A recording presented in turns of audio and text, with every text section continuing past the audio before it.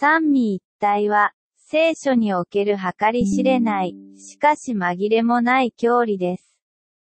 ジョナサン・エドワーズが指摘したように、このトピックを広範に研究した後、三位一体の教義はすべての神の神秘の中で最も高く、最も深いものであると思います。三位一体に関する未発表の論文。しかし、三位一体の完全性は人間の理解をはるかに超えていますが、それは間違いなく、神がどのようにして聖書の中でご自身を明らかにされたかということです。もちろん、これは、聖書が三人の異なる神を示していることを示唆するものではありません。申命記録、4を参照。むしろ、神は一つの本質において三位格です。神の本質は、父、子、聖霊という唯一の神格の三つのメンバーの中に、完全かつ不可分に、同時に、そして永遠に存在します。この投稿では、先週の木曜日にキリストの神性について考察しました。聖書は、これら三位格が一緒になって唯一無二の神であることを明確にしています。申命記6対4。ヨハネ10時30分と33は、父と子が一つであることを説明しています。第一コリント3時16分は、子父と御霊が一つであることを示しています。ローマ人への手紙第8章9節は、御子と御霊が一つであることを明らかにしています。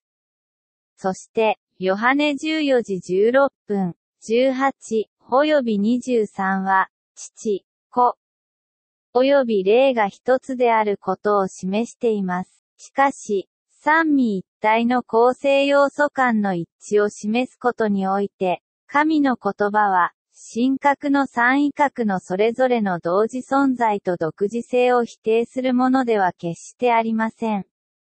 言い換えれば、聖書は神が唯一の神、三つではなく、であることを明確にしていますが、唯一の神は三位一体であることを明確にしています。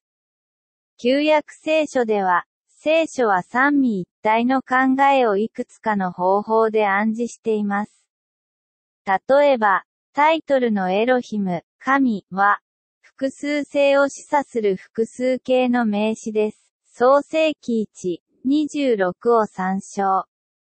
これは、複数形の代名詞、私たちが時々神に対して使われるという事実に対応しています。創世記1時26分、イザヤ書6対8。より直接的には、神の名前が同じテキストの複数の人に適用される場所があります。詩編110、1、創世記19、24を参照。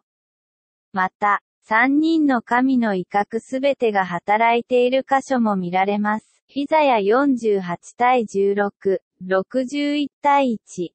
新約聖書はこれらの真理に大きく基づいており、より明確に明らかにしています。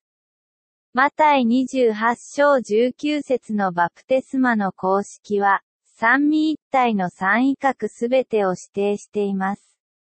コリント人への使徒的祝福の中で、パウロはこれと同じ現実を強調しました。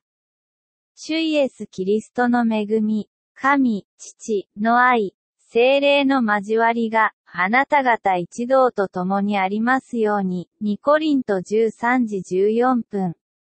新約聖書の他の箇所も、三位一体の神の輝かしい真理を綴っています。ローマ人への手紙15時16分、30、2コリント人への手紙1時21分、22、エペソ人への手紙2時18分。新約聖書は、三位一体を説明する際に、すべて同時に活動している三人の威嚇を明確に区別しています。それらは、時には父として、時には息子として、時にはスピリットとして行動する、ワンネス神学が誤って主張するように、同じ人物の単なるモードや権限ではありません。キリストのバプテスマでは、三位一体が同時に活動し、マタイ3時16分から17、御子がバプテスマを受け、御霊が降り、御父が天から語られました。イエスご自身が御父に祈り、マタイ6対9 3章。ご自分のお心は御父のお心とは異なることを教え、マタイ26時39分、御霊を送ってくださるよう父に求めると約束されました。ヨハネ14時16分。彼に栄光を期すように父に求めました。ヨハネ17対5。これらの行動は、父と子が二つの別個の人物でない限り意味がありません。